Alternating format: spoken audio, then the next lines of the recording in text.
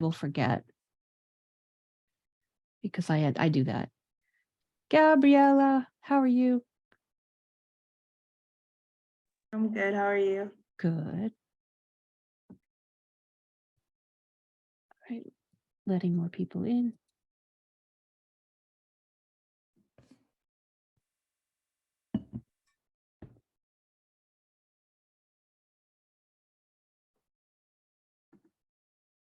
Welcome, welcome, everyone.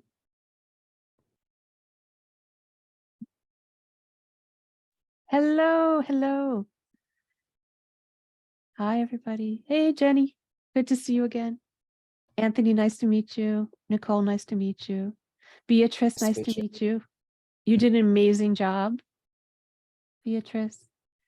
Thank you. You all did, but Marin, how are you? Hey, good. Rob, how are you? Hi, doing good. Jaden, how are you? I'm good, thanks. Nice to meet you. Too. Oh, this is lovely. Thank you all for coming. I really appreciate you submitting. I appreciate your work. I appreciate you being here and being part of the festival. I'll give another like 2 minutes just to make sure I'm not jumping ahead of, but then we'll get started. Hey, Matt, how are you?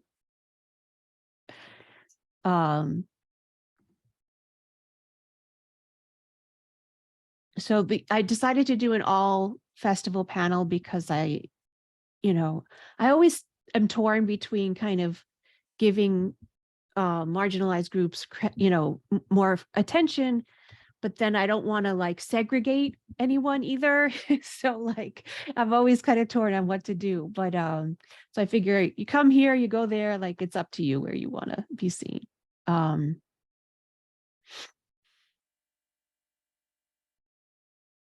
All right, let's start. So I'm Nina Fiore. I'm the founding director of the Astoria Film Festival. And I was born and raised here in Queens. I spent a good deal of time doing television production, some film production, digital production, and then went back to school to get a master's in education and focus on after-school programming. And that's kind of brought those two together into the festival.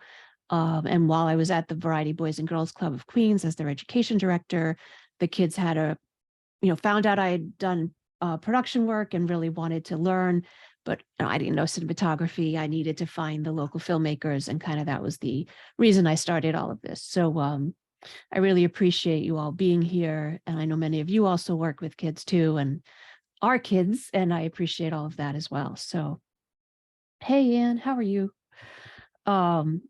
So welcome, thank you. And let you introduce yourselves, if you don't mind going around the Zoom and just saying who you are and what your film is. And then we'll come back around and you can tell us more about the film. Actually, who you are, what your film or project is, if it's a podcast or a web series, and just a little kind of couple of lines about what it's about. Will, do you want to start? Oh, you're muted, sweetheart. Yeah, no problem. I'm the odd man out here. I'm a podcaster, unless there's any other podcasters.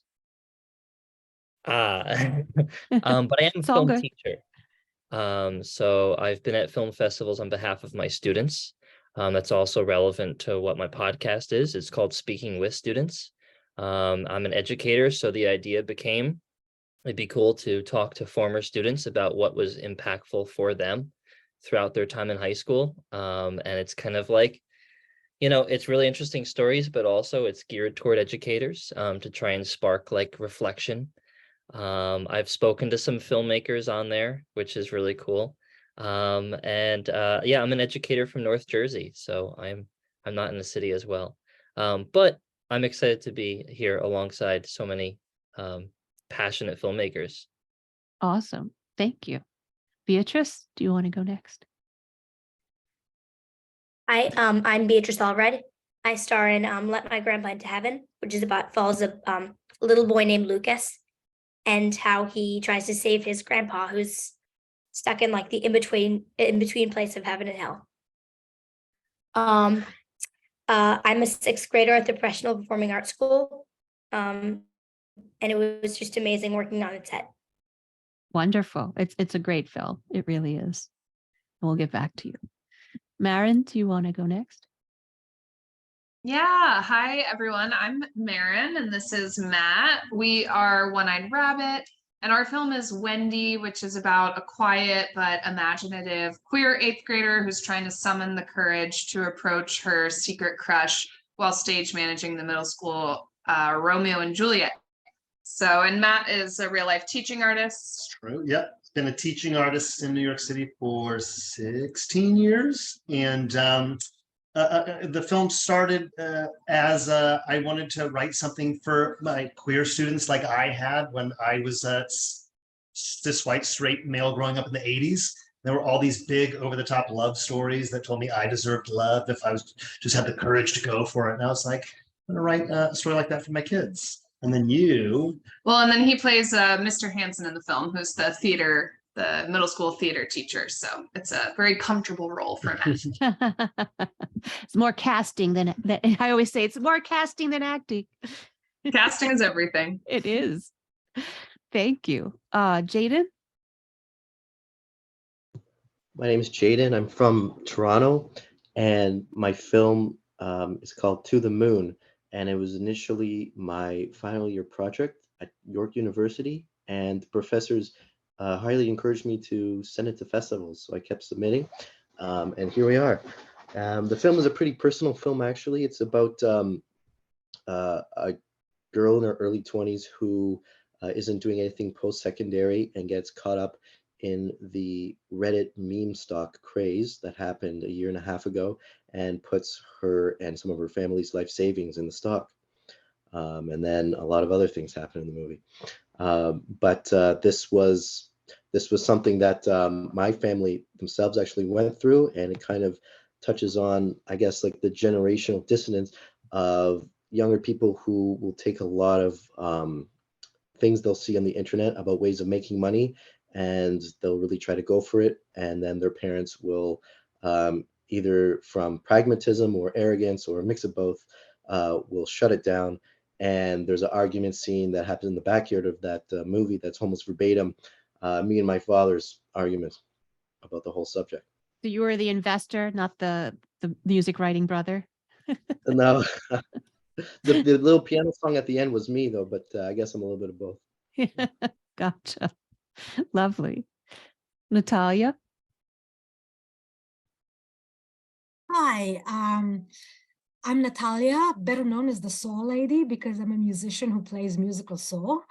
And if you haven't seen it or heard it, you really need to. It's amazing. Well, there's a lot of it in my film, Yes.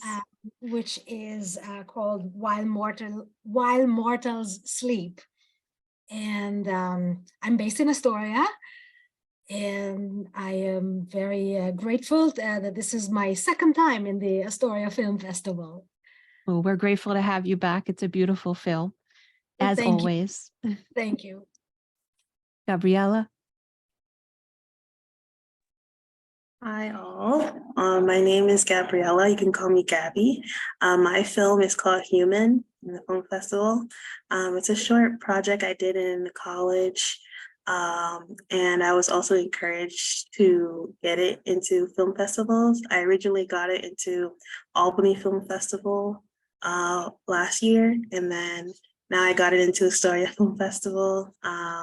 It's about, I have a left arm amputation, so it's about kind of like my perspective and how I see others with two hands, and how you wouldn't think you could do everything with one or two hands. So it's basically my perspective, and I also say a poem over that, like that film that was created by, I forgot her name, I think Maria Centers or Martha Centers, but it's a beautiful poem and I chose it because it's very personal to me.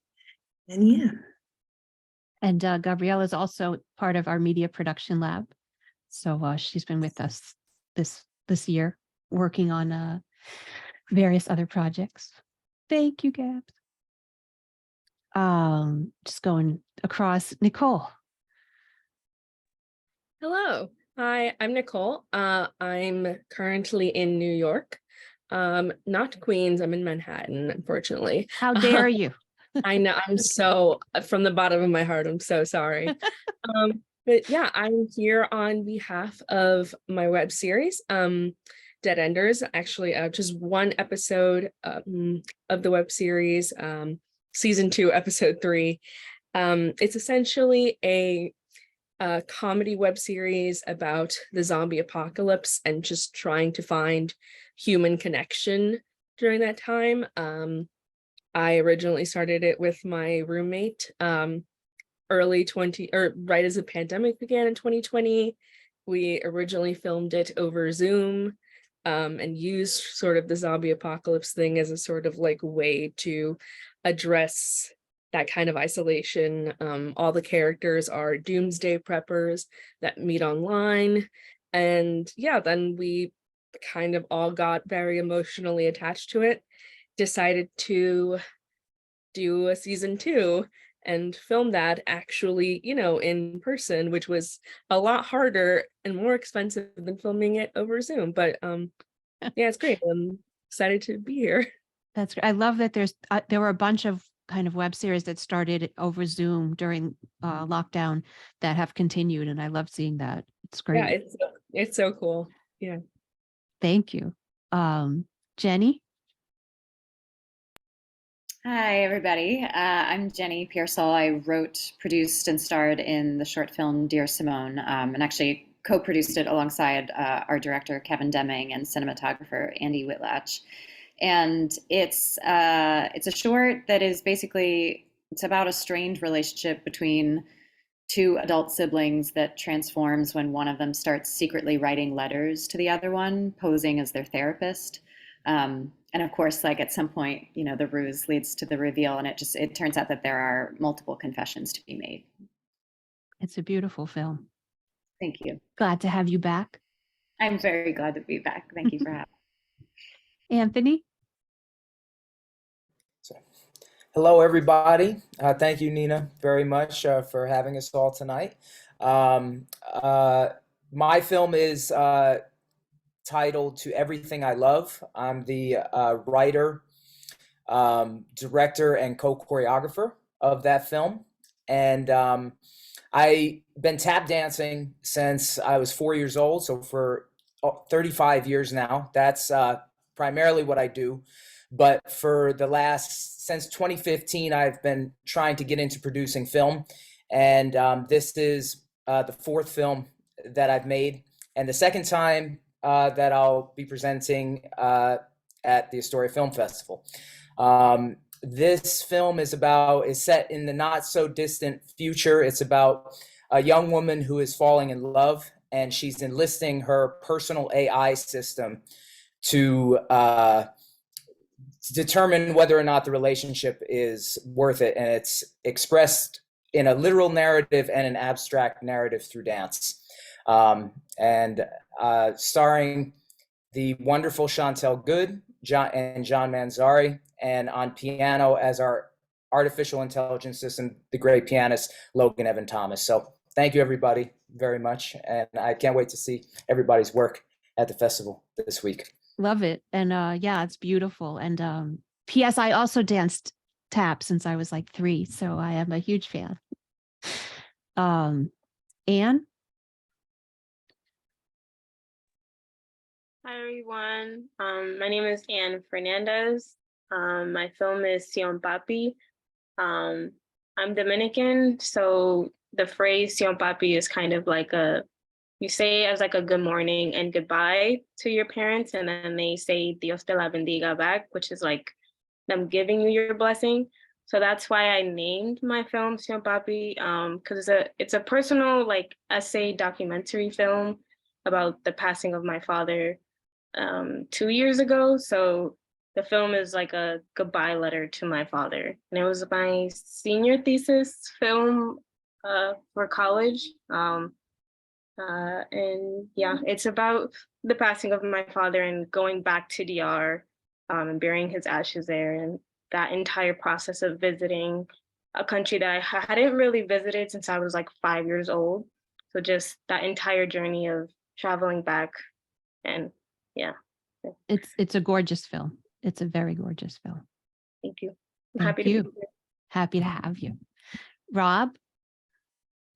Hi, I'm Rob Watt. I am the writer, director, and one of the producers on No Witnesses. And basically, what it's about, it's a comedy film about a hitman who whacks way too many people than he should have, and now he has like all these extra bodies he has to get rid of. It's very yeah. It's very inspired by Quentin Tarantino and Martin Scorsese films, obviously. And one of the reasons why I wanted to make it is because I feel like with comedy films, it's all about just like delivering jokes, and there's nothing like visual about it. And it's, you know, we're not using like the medium of film to its full potential while telling a comedic story. Love that. Love that. It's definitely hysterical. Well, thank you. It was actually it's our fourth attempt at making it, because Oh, wow. we did it like, I wrote the script back in like 2016, and we tried to like film over like the winter, and the camera ate our batteries. And then we tried to do it for my senior thesis, and I hated it, never wanted to see the light of day. And then take 3 was during we had it slated for April 2020, and we all know what happened then. So let's just say I don't want to make it a 5th time. It's perfect the way it is. I mean, it really is surrounding yourself with the right people, and I found a perfect crew for this one. Absolutely. Well, I'm glad it finally happened, and I'm glad you're here. Christina? Hi, I'm Christina Connerton. I'm the writer, star, and one of the producers on the short film The Recruit. I co-produced it with my director, Bao Trong. The Recruit is about a chronically ill people pleaser who interviews for a recruiting agency only to discover that it's actually a cult.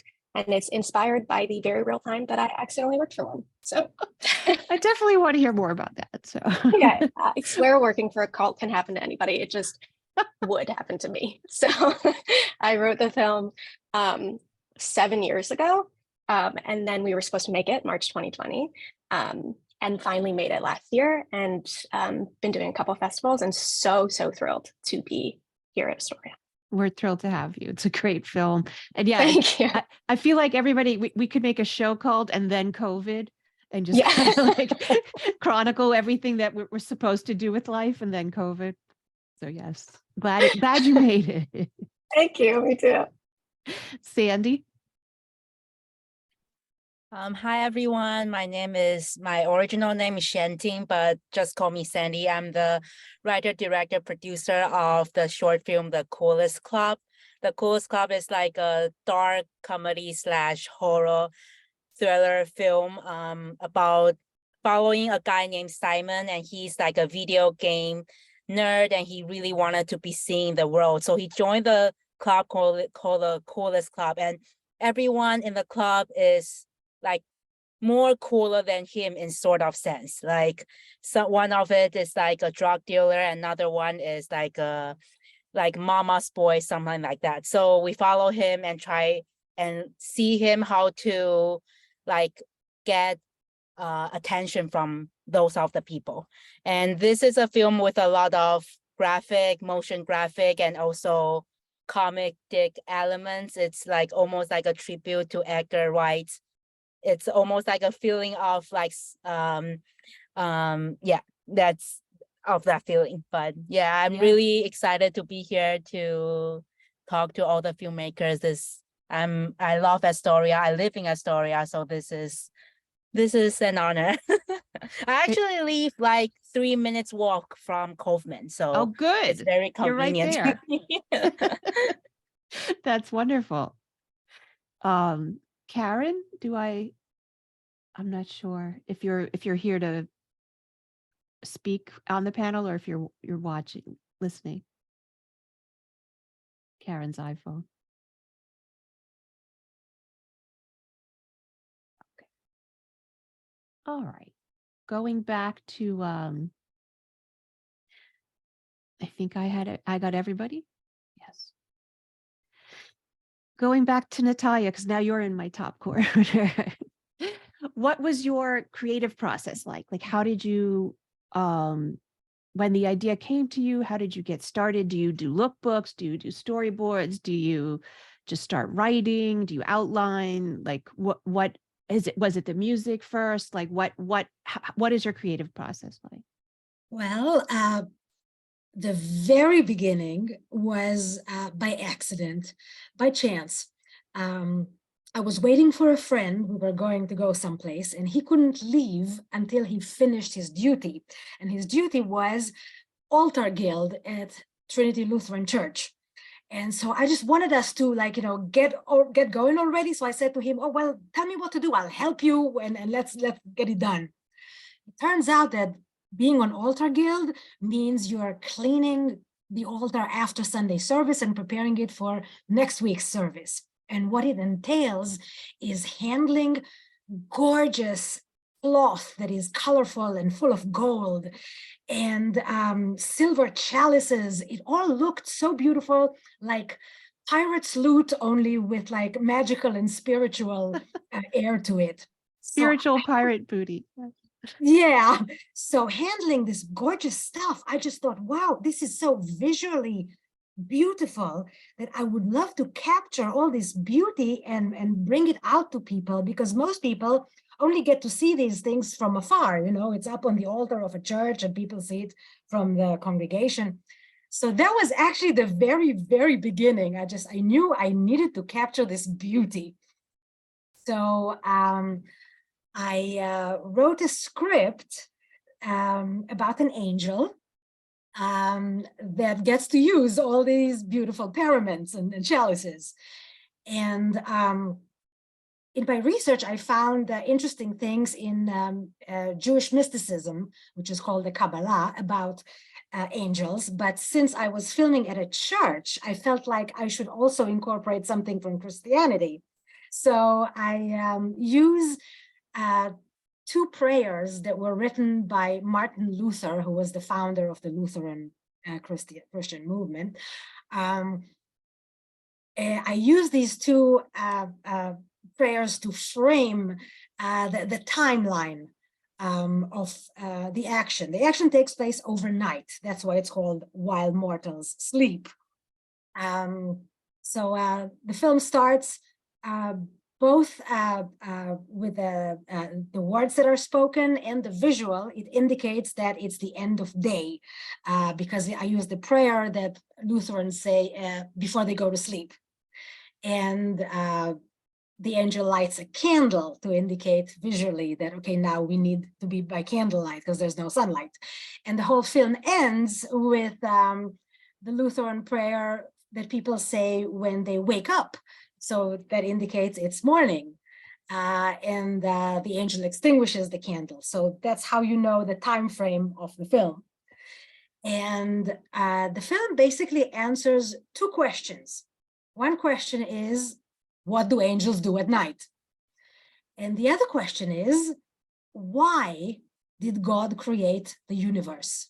We know when he created the universe in the beginning. We know what he created, people and animals and vegetation. We know where he established, between the heavens and the earth and night and day. But nobody ever talks about why. Why did he do all of this? So the film answers that question. Thank you. Nicole. So what again, what is your process when you want to make a film? How do you start? How did you start for this? Yeah, so I mean, your web series, sorry. Oh yeah, no worries. Yeah, no, I mean, for Dead Enders, like I mentioned, it was like right at the beginning during the pandemic. And it was because my roommate and I are who's also the other showrunner. We're both showrunners and I guess co-creators, and we both star in it and both wrote it. So just kind of did all of it. But we've collaborated on things before. We really enjoy working together. And we tried to keep really creatively fulfilled during the beginning of the pandemic. So much so that we were just doing these like little blackout poems, when you just like take just like a page from a book or like a magazine and you block out words and you make a poem. And the fumes were getting to us kind of with the marker, and we were like, let's try to figure something else out. But yeah, we really wanted to film something, a lot of our friends in like the theater community, especially, a lot of their shows were being like shut down. A lot of them were out of work, and we just got to thinking about like, I don't know, we're both fans of like an ensemble comedies, especially on TV, and we were like, we want to do something with this. We don't want to make it related to COVID, because it's like literally happening right now. It's a bit too soon. And we were still just end like, of days, so that's and yes, for sure. Well, we wanted to have the same, we wanted it to have this same feeling of, like these people, when we were trying to figure out like, what is this group of people that we're trying to tell a story about, we really wanted it to feel like there were stakes involved, and that there was a reason that these people were craving each other's company. Kind of like how obviously, everyone's families and friends were during that time.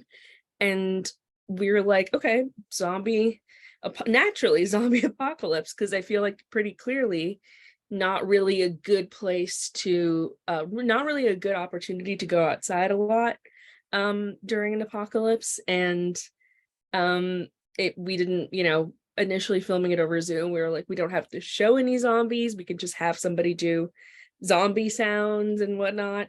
And we were like, okay, and obviously what kind of people would still be able to use the internet, I guess, during the zombie apocalypse? It's like doomsday preppers, probably. And so, yeah, then after that, we just started thinking about the kind of people we wanted to work with, as well as like what kind of characters we really liked seeing in TV shows, and what we kind of roles we wanted to emulate with that. And also the actors we were thinking of, what kind of roles they were interested in playing. We really enjoy collaborative process, so we were always really excited whenever people had like ideas about their characters. Like that was always really important to us in terms of like, okay, what is this character's journey, and like if something seemed, we tried really hard not to be super precious about the writing, especially because when we first were starting out, it was just like, we were just filming over Zoom. We didn't really realize how big it would become for all of us in our lives. And yeah, we were really excited to just be able to create this and like create these characters ourselves, but also in collaboration with our fellow artists. And yeah, and then for season 2, we're thinking, I mean, not really a spoiler alert, but like we were like, okay, they can't just stick behind the screens forever. They have to join the real world. We have to give them things to do.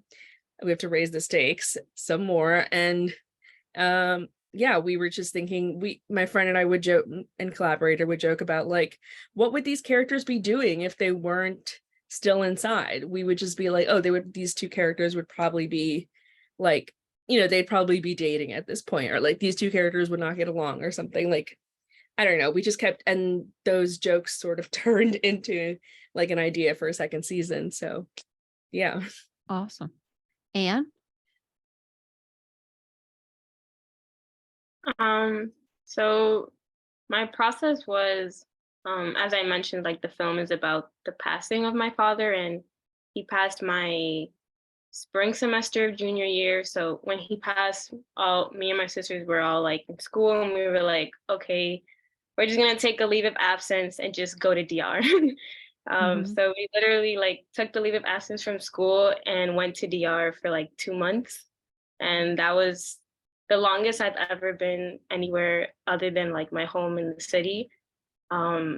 So going into my senior year, I was just like, DR was fresh in my mind. So I was just gonna make the film about like my time in DR and like just slightly mention the stuff of my dad. Like I was not gonna focus on it at all. very much avoiding it at that point. Mm-hmm.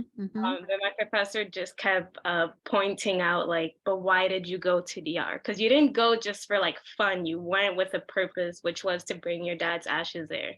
And I was like, you're right. And I'm like, oh, you're making me face all the things I don't want to face. um, Like a good film professor would.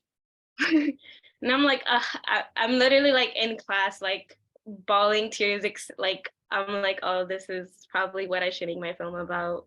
And I'm glad he pushed me there because it probably wouldn't like it would have been a good film or whatever, but it just sprinkling that trauma would have been like, oh, what's that about? So yeah, it was the film is like a personal essay film, so it's just me talking throughout it, like kind of like a poem. And because I'm Dominican and I know Spanish, it fluctuates between English and Spanish, like constantly back and forth. So my process was very much like going back in time chronologically and writing down all of my feelings of what I thought, what I think my dad would think, and how it felt being in this country that was his birth country and his home until he moved here.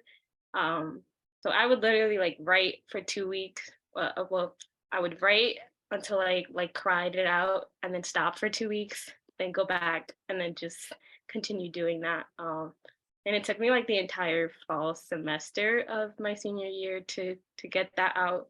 The visuals, that came like I very much procrastinated with that, and I didn't start that till like spring semester. I have a twin sister, so she helped me create the visuals. My mind thinks in 3D, and I forgot to mention that this is an animation film. So my twin sister is an illustrator, so she helped me create like the 2D type of things. So I like credited her as my creative director too. She was a big help in creating that. So yeah, that was my process. It was like a family therapy / creative Very much. venture. Beautiful. Yeah. It's beautiful. Yeah, Will? very much good Oh, for my sorry. healing. I didn't mean to interrupt you. No, you're good. I was just saying it was very much good for my healing, but yeah. Yeah, absolutely. Will? I've been really interested in hearing everyone's stories so far. As the podcaster here, and an educator who's always kind of, I consider myself like priorities always the students. And so when I wanted to start dabbling with the podcast, I'm almost on a season 1, I'm 8 episodes in. When I started dabbling with the podcast, I wanted the students to come first there too. So the idea kind of became, oh, I've never heard of an education podcast that actually uses the voice of students, rather than it being educators talking to each other. So that kind of sparked the idea. And then the hope is that, I'm kind of just the conduit for an interesting story. Where does a conversation go as a student who maybe, someone now who's 23 or 24 reflects upon an important moment in their life during those years? In high school. Yeah, during the years of high school. And I've really, I think one of the coolest things about being a podcaster is you get kind of this intangible feeling when the conversation is going somewhere really interesting. I mean, I'm as a filmmaker, I imagine there's got to be something similar where like something snaps into your brain and you've positioned things a certain way and you're like, this is it. And so I really like doing that. As far as the process, I think it's really hard to find that line. Certain students, I kind of pre-select certain students I think can come on to talk about something really interesting. But also you have to improv around that too, because you might not have talked to them for a while. You might be getting out brand new thoughts that they've never really shared before. So there's some element of like theming where I'm trying to theme the student, like where does this go in? I had a student who did a lot of acting at a very young age. And my initial question was, what is it like to grow up in the spotlight already? And go through all the awkward years as a teenager, but with the whole school watching you every year. And so that was kind of my originating question. but you have to find that line where if something else really interesting comes up, you have to improv around that and go that direction. And so the hope is that the episode itself is a really nice combination of like an educator and former student just reconnecting, but also talking about something significant that might then lend itself to like an important reflection for educators to hear. Like, can we walk away with something meaningful from our own students, like listening to them think back? So I don't know, I've loved doing it, and it's just really cool to have episode 5 be featured at the Astoria Film Festival. So important to listen to students. Absolutely. Love that idea, whole premise. Beatrice, do you want to talk a little about, I know you act in it, but do you know kind of what the motivation was in the creation of it? Were you privy to that at all? Well, I'm obviously not the filmmaker, but I think it's based off Lana is the creator of the film. So I think it's based off her relationship with her grandfather. So I think Lucas like mirrors, who's the star of the main character, mirrors what happened with their grandfather. Right. Yeah, I think something that I really wasn't expecting in the film was when I finally saw the whole thing. It was much funnier than I expected it would be. Like the whole life and death thing. Yeah, no, it's very cleverly done. It's nuanced. It's very nuanced. Yeah. Gabriella?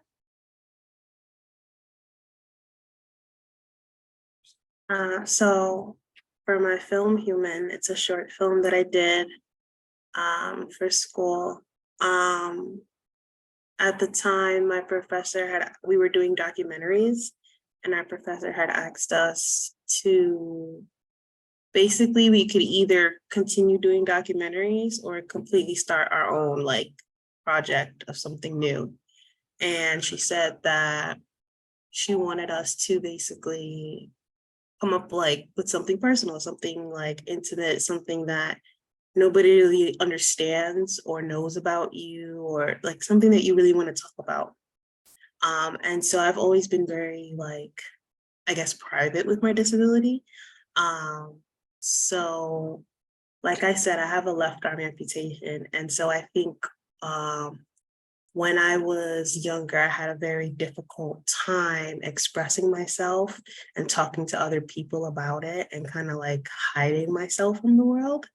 And so I wanted to kind of show people like, this is what I see, and kind of have people think like, oh, like, I didn't even think like, because a lot of people don't like second guess or like think like, okay, like I'm washing my hands, two hands, like that's a 2-hand job, that's easy. I'm cooking and that's a 2-hand job, that's easy. Like you might not think that. And then like you think that. And then when I do it with 1 hand, people are like, oh, like, okay, like I didn't even like, that's like a secondhand thought or something. You know what I mean? So, but the film is basically students and my friends that I gathered around campus. I went to the College of St. Rose in Albany, and I basically had them doing everyday life things that you do, from like buttoning up your jacket to tying your shoelaces to doing makeup to cutting something up to playing video games. And these are things that you wouldn't even think like, okay, like I wouldn't second guess somebody with 1 arm would be struggling with something like that, or even like how they would use or do like everyday functions that I do. So it makes you think. And then I found this beautiful poem, like I said, online. I didn't know if I wanted to make my own poem or not, or if I wanted to recite one. So I had a hard time figuring out what I wanted to do, but I decided to go with that poem because I am a Christian, I'm a child of God. So I believe that the film also kind of brings in faith with it as well. And like kind of the poem itself kind of spoke to like, okay, why did God make me this way? Or like, why do you think that you have a right to say something about my disability when God did make me this way? So, like that's kind of like where I go in that sense. And so that's the vulnerability that I decided to go in and my perspective. Lovely. No, I mean, representation is so important because, like you said, people just don't even think of that if they're not dealing with that, right? And it helps people be more open and accessible and inclusive if we do understand that perspective. Yeah, exactly. Especially with like when like I've always thought about like, okay, like one-handed controllers for video games or like certain tools to use one-handed for in a kitchen. Like these are things that you could think about to help people with like physical disabilities, stuff like that. Well, it's like whenever people get snarky online, like, oh, why do we need to have cut vegetables in the grocery? Why do we need to have, it's like, well, yeah, other people exist. Right? It's not all about you. And they may need that stuff. Shangtin? I think the process is like at first I really want to write a story. It's like a basic idea is I want to write a story of a group of people in a support group and their dialogue. At first I wanted to do that, and during that time I was struggling with a lot of identity issue. I mean, I still am, but that time is a lot like more, and I'm trying to figure out a way that I can express myself better. So at first I think of it as more drama and not including a lot of graphic, which in the end there are a lot of graphic, but I slowly developing the story, and in the end I just want to create something fun and something interesting. When people are watching it, they were like, oh, that looks cool, like something that's what in the end I wanted to express. And that's also a way of expressing my inner identity. So therefore I actually choose violence as a medium in the film to express a lot of our thoughts in me. And it's also a way of expressing the protagonist's inner thoughts as well. So yeah, and I wanted to also like explore how far people will do to get recognition from other people. I feel like that's a lot of people, even we didn't realize we wanted to please people. We wanted to find recognition from other people. So in the end, I wanted to throw the question back to the audience, like thinking about once I prove this group of people I'm worthy, there will be another group of people we need to prove again, and it will be just an eternal cycle of trying to prove yourself. So like it's in the end it's a little bit dark, but I also wanted to express that maybe we don't need to do that. Maybe we can just trust in ourselves, like to throw in some like possibility in the possibility in the end. And also like in the end, it's just a fun and exciting film to create. And I was doing a lot of motion designing things, so I collaborate with my really good friend, which is also a good graphic designer. So we design a lot of cool graphic in the film. So yeah, yeah. I mean, I thought like you were a video game designer. Like that's how well done it is. That is the really fun part of creating, because the character imagining himself as a samurai. So in the film, like he actually be in the game as a samurai. So that is a fun thing to film. Very cool. Very multi-layered. Yeah. Jaden? Well, this whole movie started January 28, 2021. That was the day GameStop, I think that was the day GameStop went to like $400 a share. And I was so enamored by the story because I remember I was thinking, oh, well, it's COVID. Maybe I could look into investing, get into investing. I mean, I didn't, but then that story happened and I was like, okay, what's going on here? Right. And that was like my first foray into just trying to learn about the stock market itself. So I didn't learn in a conventional like path. I learned from these underdogs who are trying to like take over massive brokerages, you know, like a David and Goliath story. And then AMC, which I mean, long story short, they're actually very closely connected, and they were shorted by the same companies. But I heard about that before it blew up June 2nd, 2021, and then the results of that were pretty. They didn't change my life, but they certainly helped it throughout the next year. And then that actually gave me the funds to really make that movie To the Moon the way I saw it. Oh, that's fascinating. So the like investment that you did, which is mirrored in the story, actually funded the filming. A little bit, yeah. And Shiba Inu, which was just before the shoot, which is a crypto coin. I was so obsessed with those like a year and a half ago. And don't do it right now though, by the way. But anyway, yeah, and that movie went through multiple drafts. It was much longer before, and I kept shortening it down. It taught me so much about how to write a short film script, because beforehand everything I would make would be a feature length idea that I would try to compromise into a short film. This was the first one where we were like, no, this has to be just in its essence, you know, like a short story. The two main characters is one of my best friends, who is an aspiring actress, and my own dad as well, who wanted to be an actor for such a long time. And I said, why don't you give this a shot? And since the first draft, we would rehearse almost every other day and just go over it over Oh, and that's over. so lovely. And it was really it wasn't the way I would want the character to be at all at first, but over and over he would get the intonations down and everything and be able to memorize, and we keep going with it. So that actually helped me learn about directing actors so much too, but I was able to thankfully do it in my own house. And then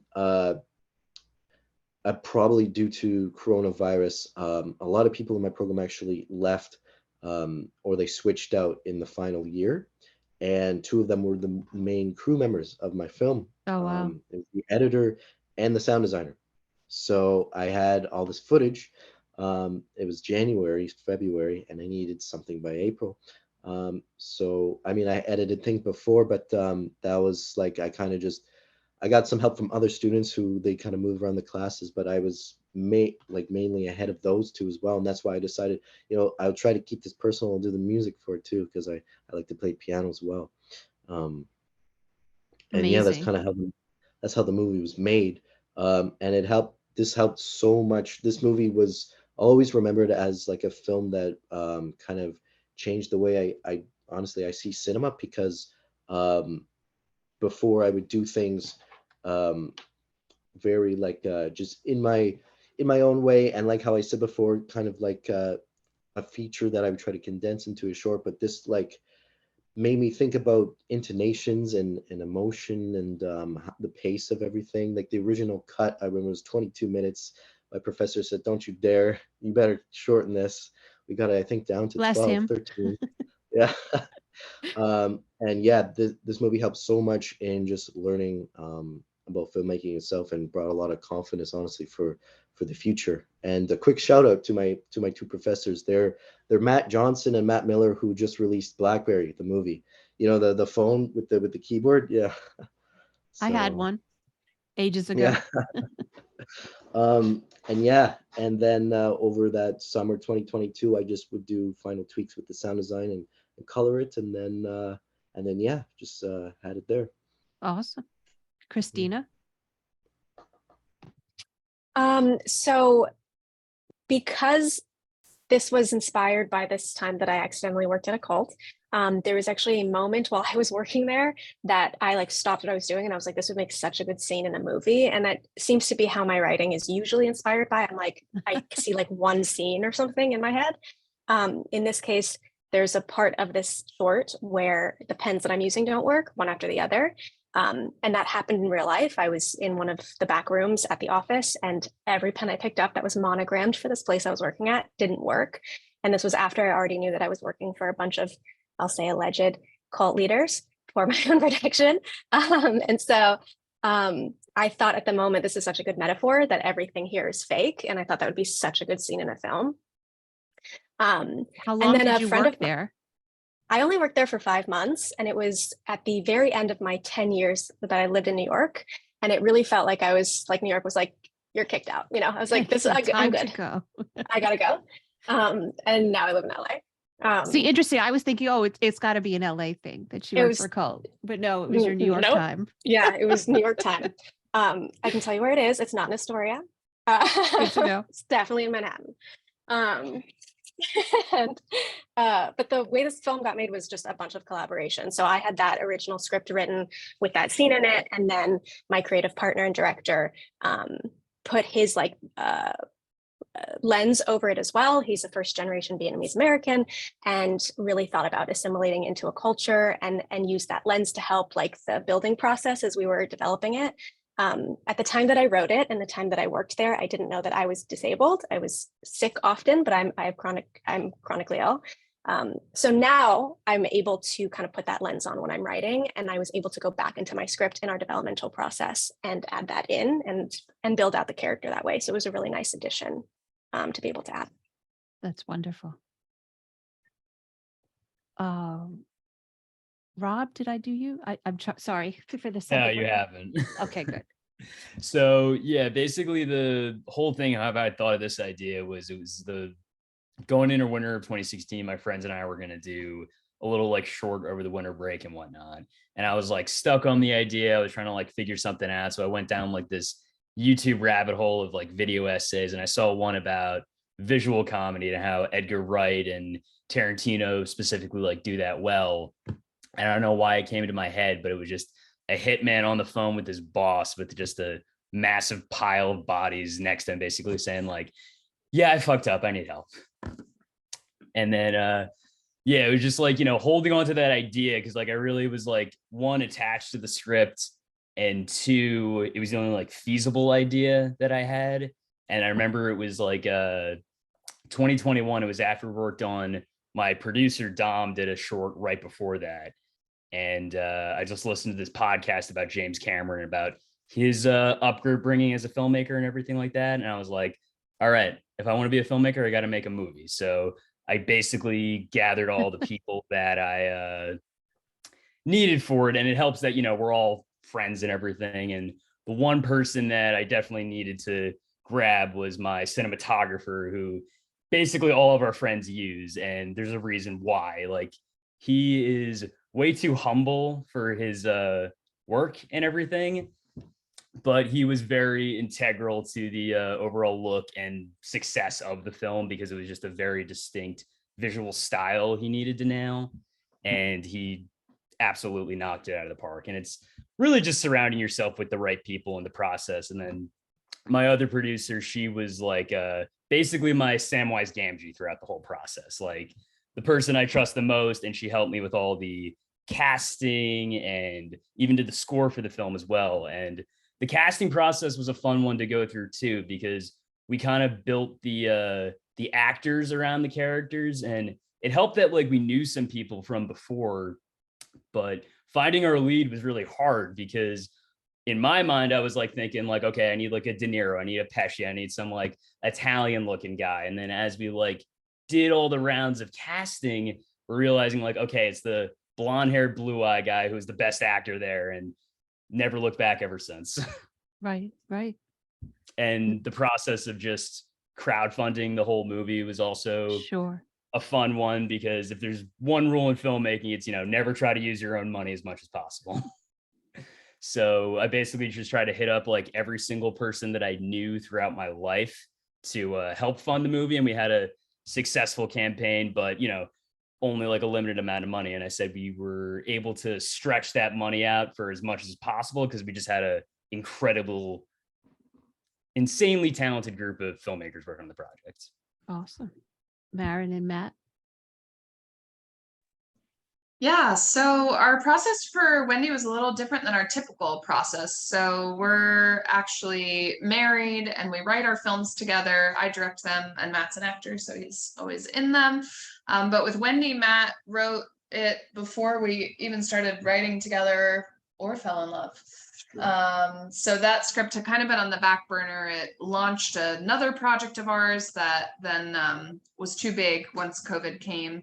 And we made a different stage manager film for that anthology series.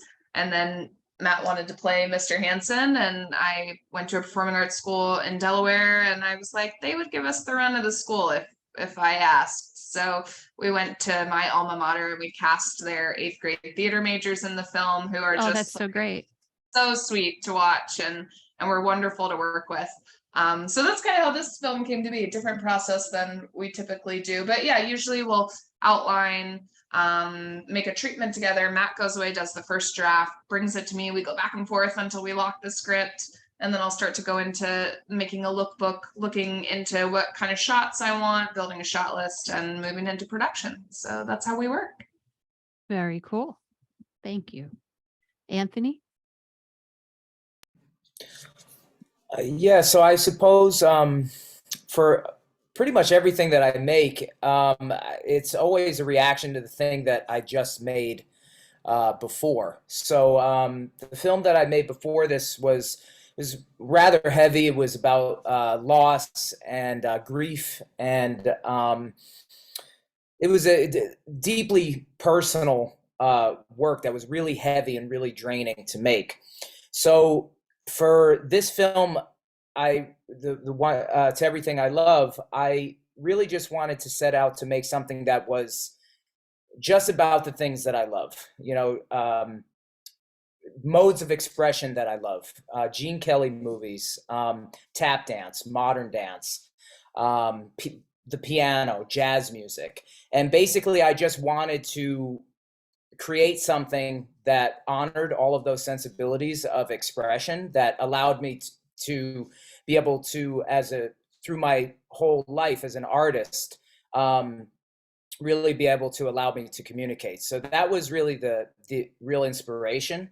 And then I always am finding that I'm doing things for the first time on all of these films. So like, that's a thing that always comes up. So for this one, we were building holograms and doing VFX, which is something I've never done in any of my dance films before. So it was new challenges.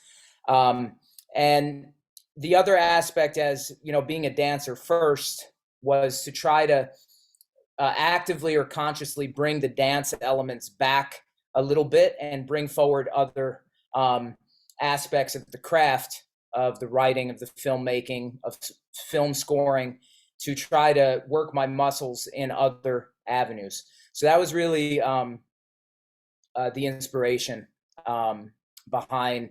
And then what the film is just a reaction to all of those inspirations. It comes together wonderfully. So kudos. Jenny? Yeah, so our process, I guess as a writer, I tend to sit down and think about like, what are the things that are unresolved in my own brain? Because those are the things that I really want to like pick apart. And those are the things that are most interesting to me. And so they often end up being meditations on memories that I just like keep returning to because they feel like they're not quite healed or they're not quite finished.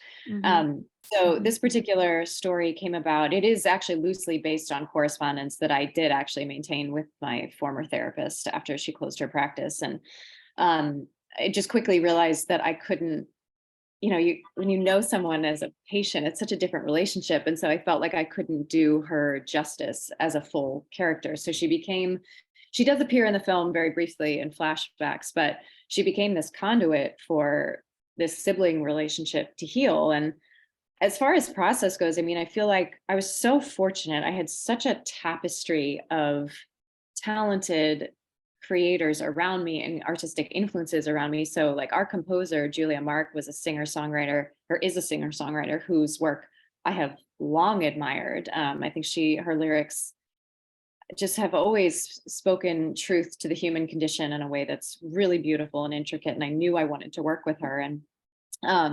And our lead actor was somebody who I knew I wanted to work with on camera. And so the role was really written with him in mind. He happens to share a lot of characteristics with the person that the role is based on. But yeah, we got really lucky. And then I actually synced up with our cinematographer because of the film that I premiered with you, actually. So the last 2020.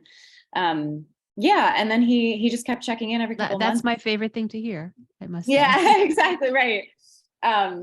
So yeah, he would, he had asked me like, what else are you working on? And I lied through my teeth and was like, oh yeah, I've got something, and then just every couple of months he was like, how's it coming? And I was like, and then so you get, annoyed enough at yourself that you finally sit down and write it.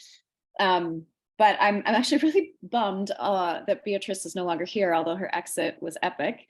Because I think that what she was speaking to in terms of like the comedy of, I guess that's not the right phrase. Sometimes I joke that it's like my artistic style is trauma, but make it funny.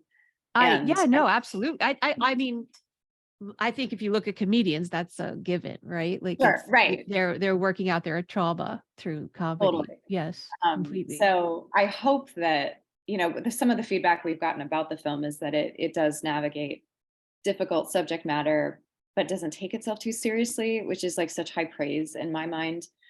Because I think my biggest fear as an actor, artist first, who was writing a story that wasn't autobiographical, but was deeply personal, that like, I think my deepest fear was like, oh my God, is this going to be self-indulgent? Is this not going to be resonant for anyone else at all? And so to have people respond and really feel connected to it, whether or not they actually have experienced those exact things, I mean, that's so beautiful and such a meaningful, that's why we do this. So 100%. Thank you. Nicole, did you go for your second? You did. Okay. Have I missed anyone? I'm so sorry. I believe I got to everybody. Okay, good. Well, thank you so much. I don't want to keep you over the hour. I respect your time, but if you do want to stay and chat with each other, I'm happy to hang out with you, but I don't want you to feel like you have to at all in any way whatsoever. I just don't want to like, okay, bye. But thank you so much for being here. I do fully think, to what Jenny was saying, that the best short films and the best indie films are the films where you kind of put your heart out there, and that's what people connect to very much, is the fact that they see you putting your heart out there. So I appreciate that you did that, because it's a very vulnerable, scary thing to do, but it makes for beautiful art, and it really makes for beautiful connections. So thank you all for doing that and for being here. Thank you. Hope to see I'll see some of you on the weekend. And if not, we'll be in touch. And yeah, email me if you have any questions. But thank you again for coming. Does anyone want to stay and chat with each other? I'm happy to host if you do. So let me know. But if you need to go, it's been very lovely.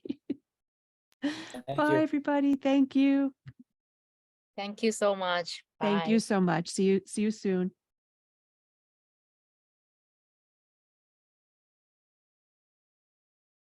I was just curious, would we be able to get a copy of the recording or see it sometime later? Of recording of this? Of the Zoom? Yes, yes. I'm currently still editing films that are going to be in the festival from our schools.